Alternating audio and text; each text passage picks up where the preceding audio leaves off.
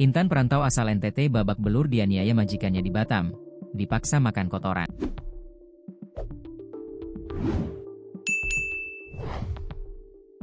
Terungkap nasib Intan, seorang perantau asal Sumba, Nusa Tenggara Timur, NTT, jadi korban penganiayaan majikan selama bekerja di Batam. Kekerasan yang dilakukan majikan di komplek perumahan elit Batam terhadap Intan terbongkar seusai polisi turun tangan. Ternyata penyiksaan yang dialami Intan tersebut tak hanya sekali dua kali saja. Bahkan Intan sampai babak belur dibuat si majikan yang bernama Rosalina ini.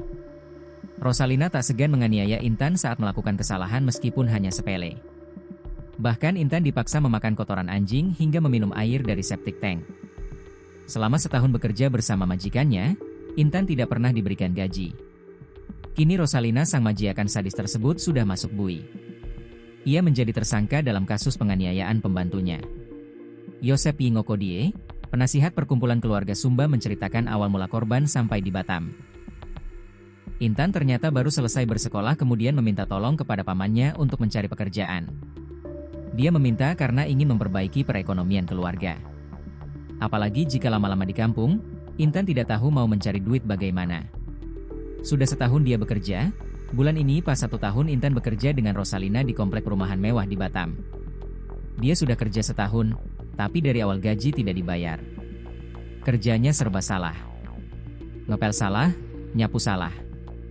Bahkan ngambil makan pun dituduh mencuri, kata Yosep saat ditemui di Batam, Senin, 23 Juni 2025. Mirisnya lagi, kepada Yosep, Intan bercerita, selama bekerja di sana, Intan tak pernah dipanggil dengan namanya sendiri. Sebaliknya, ia dihina dengan sebutan anjing, babi, bahkan lonte.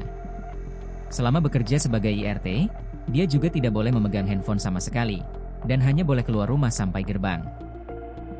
Kekerasan fisik dan psikis dialaminya hampir setiap malam dalam 2 bulan terakhir, hingga akhirnya ia tak tahan lagi. Penyiksaan yang keterlaluan ini dialami pelaku semenjak 2 bulan terakhir.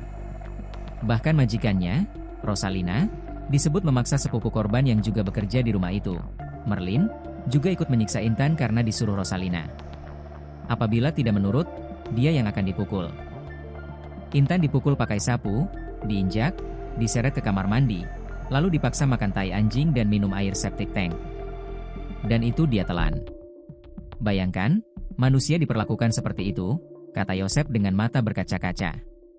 Intan sempat mencoba meminjam handphone tetangganya untuk mengabari kelakuan bengis majikannya itu dengan mengirim foto-foto dia mengalami kekerasan.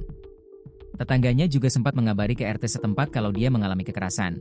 Namun saat itu tidak terlalu diperdulikan karena disangka hanya dimarahi biasa.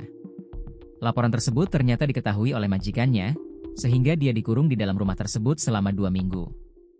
Barulah pada Minggu, 22 Juni 2025, siang haru, terdengar suara teriakan dari Intan yang didengar oleh tetangganya tersebut yang kemudian segera mengadu ke ketua RT dan akhirnya setelah didatangi ke rumah itu diketahui Intan sudah babak belur. Kasat Reskrim Polresta Barelang AKP Debbie Tri Andrestian mengatakan, pihaknya langsung bertindak cepat setelah video Intan beredar luas. Setelah melakukan penyelidikan, 2 tersangka yakni Rosalina dan Merlin akhirnya ditetapkan. Awalnya majikan marah karena korban lupa menutup kandang anjing. Kedua anjing itu berkelahi, lalu korban dianiaya. Tersangka M ikut memukul karena diperintah majikan, ujar Debbie. Dari hasil penyelidikan, kekerasan terhadap Intan telah berlangsung lama dan sistematis.